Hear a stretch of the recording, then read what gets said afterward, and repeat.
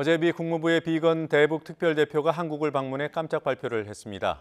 미국인의 북한 여행 허용을 검토하겠다고 합니다. 이 정도 조치가 북미 관계 교착 상황의 돌파구가 될지 궁금합니다. 지난 10월 대미 특사단으로 미국을 방문해 비건 대표를 만났던 설훈 민주당 최고위원과 얘기 나눠보겠습니다. 설훈 최고위원은 특사단 방문 직후 대북 제재 해제는 어려워도 인도적인 조치는 가능할 것이라고 전망했던 인물입니다. 지금 스튜디오에 나와 계십니다. 어서 오십시오. 네, 반갑습니다. 반갑습니다. 설훈입니다. 네, 지난 10월 초였습니다.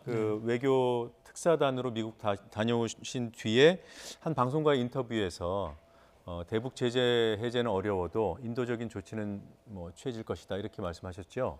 네, 그런 표현을 했죠. 예, 잠깐 그때 방송 내용 듣고 진행하겠습니다.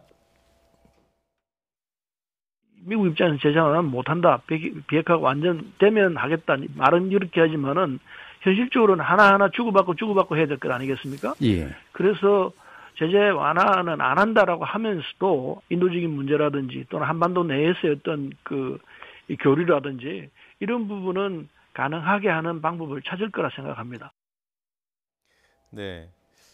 그리고 비건 대표가 어제 방문해서 북한 여행 금지 조치 해제하는 걸 검토해 보겠다 이랬어요. 이게 같은 맥락입니까? 같은 맥락이라 봐야죠. 근데 제가 미국 갔을 때, 저희들이 미국 갔을 때 여러 사람을 만났습니다. 네.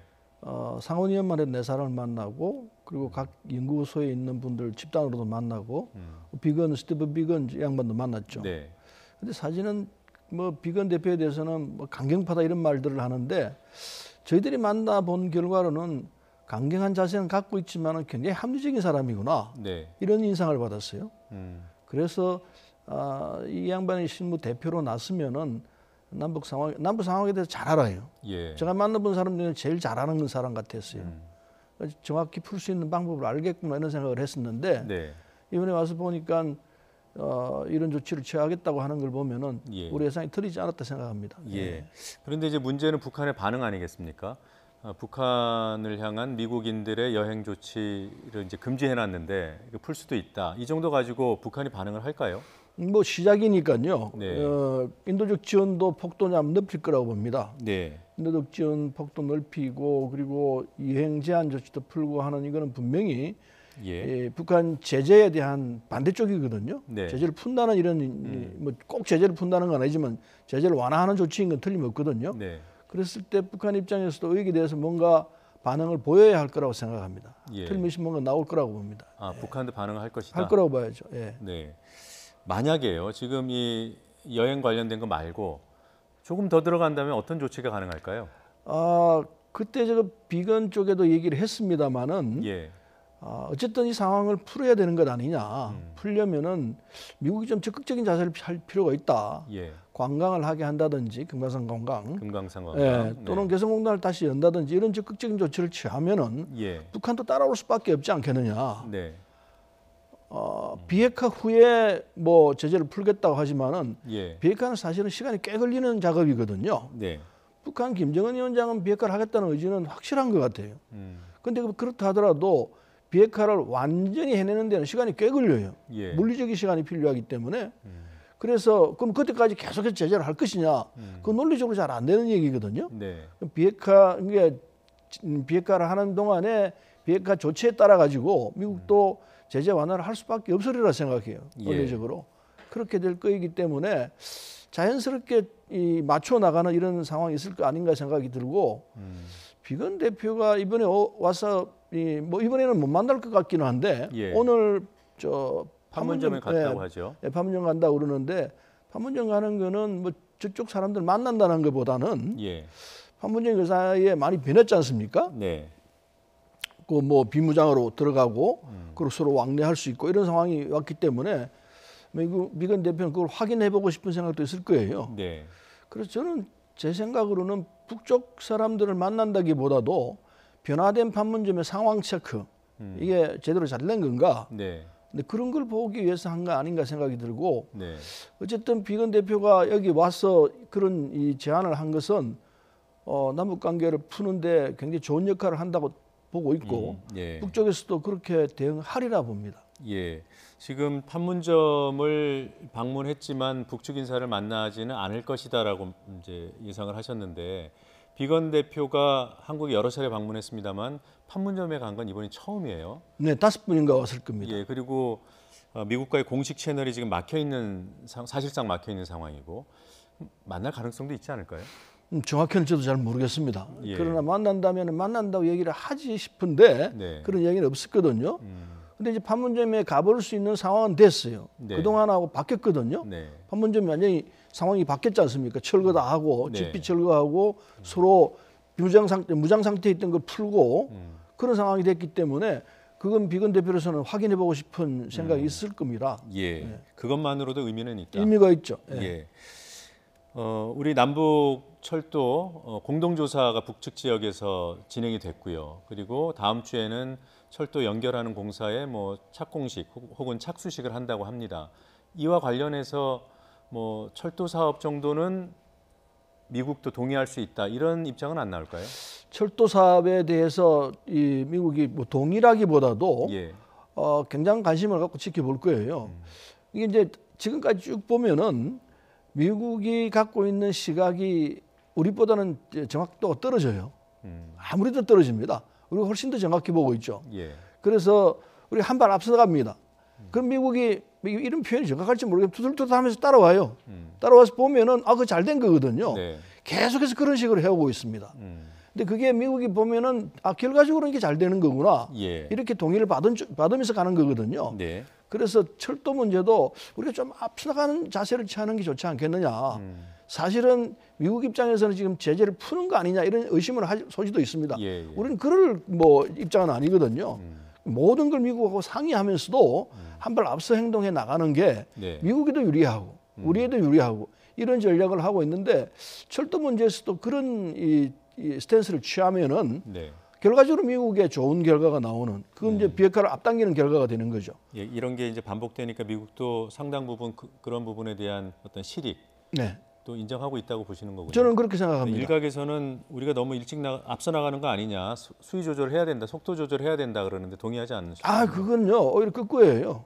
지금까지 했던 걸 보면은 미국이 다 뒤에 사후에 그거 괜찮구먼 네. 이런 식으로 왔다고 보이지거든요. 네.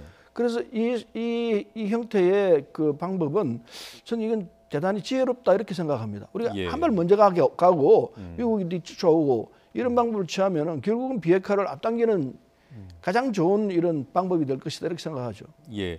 혹시 미국 의원들하고 같이 평양을 방문하는 그런 뭐 이벤트라고 해야 할까요? 뭐 그런 건 고민 안 해보셨습니까? 왜요? 미국하고도 같이 가고 싶고 네. 특히 자유한국당 분들하고 같이 가고 싶어요.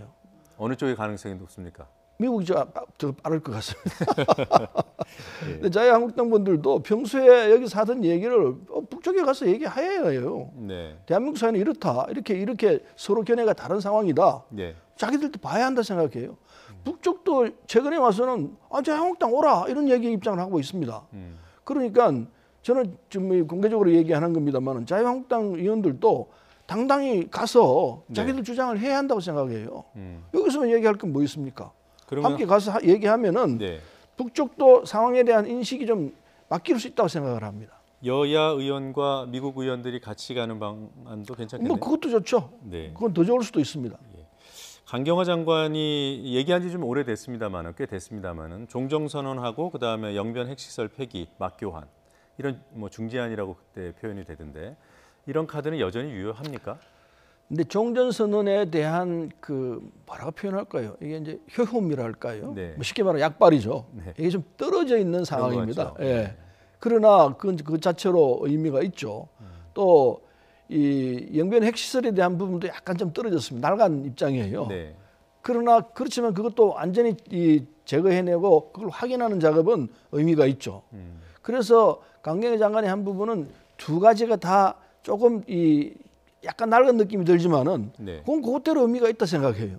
그걸 받아들인다면은 예. 현실적으로 한 단계 정리하는 작업이 되는 이런 가능성이 있기 때문에 네. 이건 미국도 북쪽도 어느 쪽도 이게 반발할 수 없는 조건일 거라 생각해요. 시간이 좀 지났지만은 네. 지금도 유효하다고 생각합니다. 혹시 여기서 좀 더 진전된 카드가 나올 제시한다면 어떤 안이 성립이 될까요? 이제 비핵화 프로그램을 제시하자 이렇게 나올 가능성이 있죠. 비건 아마 그런 얘기를 하지 않을까 싶은데 일정표. 네. 일정표를 보자. 같이 얘기하자. 네. 비핵화 한다고 약속을 했으니까 그럼 언제까지 어떻게 할 것이냐. 네. 이건 얘기해야 될 거 아니냐. 아마 비건이 북쪽을 만나면은 그 제안을 하지 싶어요. 네. 북쪽도 거기에 대해서 구체적인 답변을 내놓을 좀 필요성이 있다고 보죠. 예. 다른 얘기를 좀 해보겠습니다. 지금 뭐 청와대 특감반 논란으로 뭐 국회가 들썩들썩 한다는 걸 뭐 누구보다 잘 아실 거고요. 네. 야당 반발이 만만치 않아요. 지금 어떻습니까? 그 청와대가 김태우 씨를 고발하지 않았습니까? 네. 이런 대응은 잘한 겁니까? 잘했다, 뭐 못했다를 떠나서 고발 안 할 수가 없죠. 계속해서 공직 상황에서 자기가 파악한 거를 내놓고 있으니까요. 예. 이건 공직상 이제 획득한 비밀 사항을 발표하는 건 이건 현행법 분명히 현행법 위반이거든요. 네. 이건 안 되는 짓이죠. 특정 언론이 뒤에서 이제 옹호하고 있다고 그걸 믿고 그러는지는 모르겠습니다만은 그건 나는 내라면 절대 그거 안 할 일이에요. 분명히 이거는 현행법 위반입니다. 예. 근데 문제는 이제 이 사건이 왜 났느냐 이걸 들여다봐야 될 것 같은데 김태우 씨라는 분이 이 11월 초일 거예요. 11월 초에 뭐 그전에도 문제가 있었습니다만 한 달간 정직도 돼 있고 그랬었는데 11월 초에 이 경찰 특수부대를 찾아가 가지고 예. 뭐 최 씨라고 자기 평소에 아는 사람이 수사를 받고 있나 어떤 수사 상황에 대해서 물었어요. 네. 있을 수 없는 일이거든요. 그러니까 특수부대에서 이거 봐라 청와대 직원이 와가지고 이걸 묻는다니 말이 되느냐. 예. 이거 청와대 바로 직보를 해버렸어요. 예. 직보를 하니까 청와대에서 그 파악을 하고 이게 뭐냐. 조사를 해보니까 그 사람하고 지금 수사를 받고 있는 사람하고 전화를 주고받고 한 게 수십 차례 나왔어요. 예. 이건 이제 안 된다. 그래서 이제 사건이 너 안 된다. 징계받아야 된다. 이렇게 된 거예요. 그래서 돌려보낸다 그러니까 검찰로 다시 돌려보낸다. 이 양반이 검찰 출신이거든요. 돌려보낸다 그러니까 그때부터 이제 사실은 청와대에 있다가 본대로 그런 상태로 돌아가는 건 굉장히 불명예해요. 네. 그러니까 이거 내 뭐 공직생활 다 끝나는 거구나 이렇게 생각하고 그때부터 지금 이제 이런 사태가 벌어진 겁니다. 앙심이다. 앙심이라고밖에 표현할 길이 없어요. 그럼에도 불구하고 그 동기가 그렇더라도 그가 지금 뭐 누굴 통해서든 공개하고 있는 이 자료, 뭐 첩보 목록이라고 하는 것이 그게 어떤 실체가 있는 거라면 문제가 있는 거 아닙니까? 실체를 청와대 쪽에서는 박경철 비서관은 하나 다 10개를 놓고서 다 설명을 했습니다. 예. 다 이해가 돼요. 이해가 되기 때문에 그걸 놓고서 청와대 발표가 그게 훨씬 타당하고 그리고 이해가 되는데 네. 그걸 뒤집어서 무슨 뭐 사찰이다 민간인 사찰이다 이렇게 나오면은 이건 이제 그때부터는 정치 행위고 들어가는 거고 정치 공세가 되는 거죠. 저희들이 볼 때는 그래요. 저는 이해하신 거를 좀 우리 시청자들과 공유하면 안 되겠습니까? 10개를 다 놓고 설명하자면 그럴 수는 없고요. 예, 간단하게. 일테면은 처음에 이 양반이 작년 7월 14일인가 예. 특감반에 들어갔습니다. 예. 특감반에 들어가면서 보고한 내용이 두 가지가 있는데 그건 일단 개인 사찰이에요. 네. 개인 사찰인데 그때 처음 들어오니까 양반이 박근혜 정부 처음 시작할 때 처음 있었어요. 예. 그 정부에서 있었습니다. 있었죠. 예. 곽상도 민정수석으로 있을 때 그때 곽상도 수석이 좀 픽업한 것 같은데 그때 들어와 가지고 그 형태를 그대로 갖고 있었죠. 갖고 있으면서 그 두 가지를 올렸는데 그 두 가지가 다 우리 정부하고 맞지 않는 스타일이에요. 이를테면 그런 사찰이에요. 네. 민간인 사찰이 되는 셈이었죠. 이거 이러지 마라. 우리는 안 한다. 예. 그래서 이제 그러지 말라고 이제 주의를 줬어요. 그 뒤로 그런 보고는 안 올라갔습니다. 네. 그 민간인 사찰을 안 한다 이게 정리가 된 겁니다. 예. 정리가 된 건데 그걸 또 들고 나왔어요. 이런 게 있었다고. 그러니까 혼자서 했거나 아니면 하지 말라고 했던 것을 그렇죠. 지금 사찰 증거라고 내고 그게 있다. 이제 첫 번째, 두 번째가 그렇습니다. 예. 그다음 쭉 나오는 사례들을 보면은 대부분 비슷한. 다 설명이 이해가 되고 그럼 합법적인 거였구나 네. 이해가 되는 거였는데 그걸 이게 아니라고 주장하고 있는 쪽이 제가 볼 때는 이게 설득력이 있을까 이런 생각이 들어요. 예. 오늘 그 선거제도와 관련된 것도 좀 여러 가지 여쭤보고 싶었는데 하나만 여쭤보겠습니다. 그 선거제도를 개편하고 뭐 지금 뭐 비례대표와 지역구 조율 이런 안들을 보면은 지역구가 어떤 안을 적용하더라도 좀 축소되는 것처럼 나옵니다. 그래서 그걸 보완하기 위해서 뭐 석패율제를 도입한다든가 아니면은 뭐 대도시만이라도 중대선거구제 하자 이런 안들이 있는 것 같은데. 근데 중대선거구제는 현실적으로 잘 안 될 것이고요. 네. 그건 뭐 안 된다고 봅니다. 그럼 석패율제도는 어떻습니까? 석패율제는 지금 호남이고 영남이고 일방이 이렇게 가는 쪽으로 정리돼 있지 않습니까? 네. 이건 교정을 하는 게 좋죠. 그래서 야당도 그렇고 우리도 그렇고 석패율주에 대해서는 이건 좀 손을 좀 봐야 된다, 해야 된다. 이런 도입해야 된다. 도입해야 된다. 입장이 강하고. 네. 근데 이제 이게 의원 정수를 줄이는 문제는 뭐 한두 석 줄인다는 의미가 없는 거고, 네, 지역구 네. 지역구 수를 줄이는 문제는 이게 쉽지가 않아요. 네. 줄여놓고 나면은 그 관련되는 의원들이 다시 국회에서 표결을 해야 되거든요. 네. 법이 바뀌었을 때 네. 바꾸는 법을 반대를 할 거란 말이에요. 당사자들이 반대할 것이다. 예. 당사자들의 이해가 얽혀 있기 때문에. 예, 지금 뭐 57석 200대 100으로 하자는 의견이 있거든요. 네. 200은 지역구로 하고 100석을 비례로 하자 하는데 네. 그러면 57석이 줄어듭니다. 네. 57석만 줄어드는 게 아니고 관련되는 의원들이 한 100명 이상이 될 거예요. 네. 통합을 해야 되고 네, 이런 문제 선거구를 다시 조정해야 되니까 네. 그렇게 되면 전혀 불가능해요. 네, 의원 지역구 축소는 불가능할 것이다. 예, 네, 알겠습니다. 여기까지 듣겠습니다. 고맙습니다. 감사합니다.